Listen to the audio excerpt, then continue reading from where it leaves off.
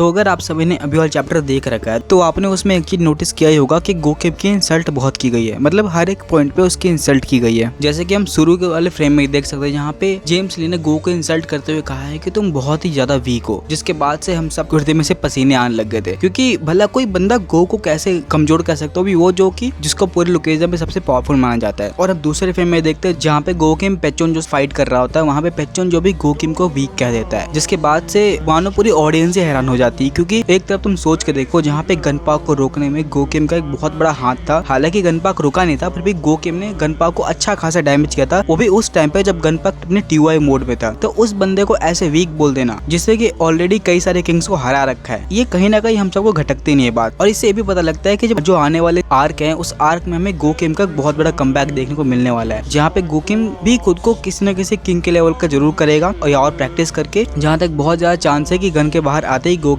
Gun के side चला जाए। अगर तुम देखो तो गोकिम कभी भी गनपाक को बहुत ज्यादा मिस करता है। जहाँ पे हम एक फ्रेम में देख चुके हैं, जहाँ पे गेटकिम सबकी घुतिया सुझा रहा था, वहाँ पे गोकिम कहता है, डैनियल पार्क को रोकते हुए कहता है कि मुझे आज भी उस बंदे की याद आ रही है जो कि बहुत अच्छा बंदा। और यहाँ पे हमें पता हो किसकी बात कर रहा है, वो बात कर रहा है गनपाक। तो देखो गनपाक के बाहर आते कि गोकिम गनपाक के साइड चल जाएगा। पर एक चीज हमें अभी भी समझ नहीं आ रहा है कि आखिर जेम्स ली कौन सी खिचड़ी पका रहा है। क्योंकि जेम्स ली को तुम जब भी देखोगे ना, इसके दिमाग में कुछ ना कुछ चल रहा होता है। अभी इसने गो कमजोर कह दिया और कुछ टाइम बाद ये गेटकिंग के साथ बैठा होता है, कुछ टाइम में पुलिस के साथ होता है, और कभी गोकिम के साथ उसकी बेइज्जती करते रहता है। मतलब ये बंदा आखिर क्या करना चाहता है, इसका पता तो खुद पीटेजे वालों को नहीं है। आगे देखो ये बंदा कौन से बवाल खड़ा करता है। और जहाँ तक केटेकिम की बात है, तो केटेकिम शांत क्यों है? कई सारे ऑडियंस के मन में ये होगा कि केटेकिम अभी कुछ क्यों नहीं रहा। क्योंकि देखो यार, केटेकिम अभी इसलिए कुछ कर नहीं रहा क्योंकि वैसे तो दरिंदा किसी की सुनता नहीं है, पर वो भी एक प्लान के साथ चल रहा है जो कि जेम्स ली ने बनाया है। और उसी प्लान के अकॉर्डिंग केटेकिम अभी बस बैठ के आराम कर रहा है, जिसकी जगह गोकिम को भेजा गया। और लिटरली जहाँ पे गोकिम गया, वहाँ पे उसके इंसल्ट हो जा रही है।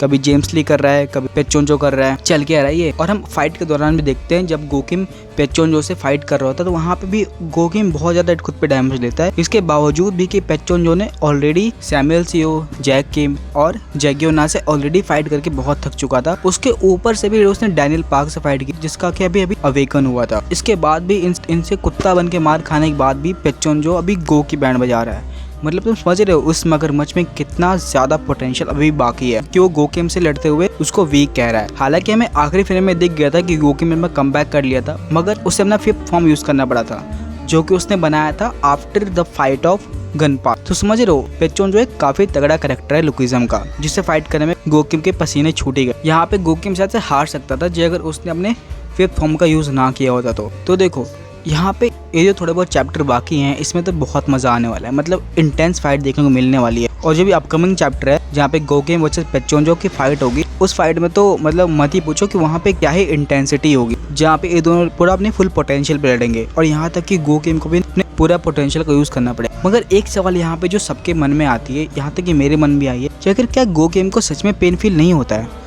क्योंकि हम जब भी गोकिम के साथ लड़ते हुए देखते हैं, लिटरली उस बंदे के फेस पे कोई रिएक्शन ही नहीं होता, बंदा सिर्फ हंसता है। वो बंदा सीरियस होता है तो वो सामने वाले की फाड़ कर देता है, मगर जब तक वो सीरियस नहीं होता, उस बंदे की फेस पे हमेशा स्माइल होती है, चाहे उसे कितने भी कट्स क्यों न लग जाए। जब गोकिम और टॉमली फाइट कर रहे थे, उस टाइम पे भी टॉमली ने गोकिम को अच्छा खासा डैमेज दिया था, उसके बाद भी गोकिम को कोई पेन फील नहीं हुआ।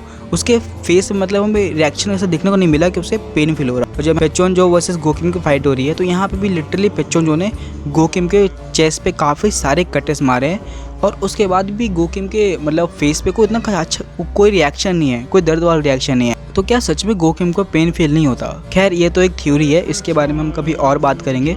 जो अगर आपको इसके बारे में बात करना है तो आप मुझे कमेंट कर देना, मैं इसके लिए मैं एक सेपरेट वीडियो बना दूंगा या फिर किसी एक शॉर्ट वीडियो में एक्सप्लेन कर दूंगा। बाकी हम अगर इस आर्क की बात करें तो इस आर्क में तो लगभग पीछे चैप्टर सारे बोरिंग ही चल रहे थे, उतना कुछ खास मजा नहीं आया। मगर जो अभी के फ्रेम्स आ रहे हैं ना, जो अभी के चैप्टर्स आ रहे हैं नवे जहाँ पे भी हमें गोकिम वर्सेस पेचोंजो की फाइट देखने को मिली है, ये चैप्टर आने वाले जितने भी चैप्टर बाकी हैं अभी, ये सब चैप्टर थोड़े मजेदार होने वाले, मुझे ऐसा लगता है। बाकी इसके बारे में आपका क्या कहना है ये भी कमेंट कर देना। और अगर हम फाइनल कंक्लूजन पे आते हैं कि क्या सच में गोकिम वीक है, तो देखो गोकिम वीक नहीं है, उसका अपोनेंट तगड़ा है। तो देखो टोटल 7 कॉन्टिनेंटल स्टार्स हैं। इस मगरमच्छ को ले ले तो टोटल 6 और मगरमच्छ है इनको मिला के, यानी कि टोटल 7 मगरमच्छ है पूरे कॉन्टिनेंट पे।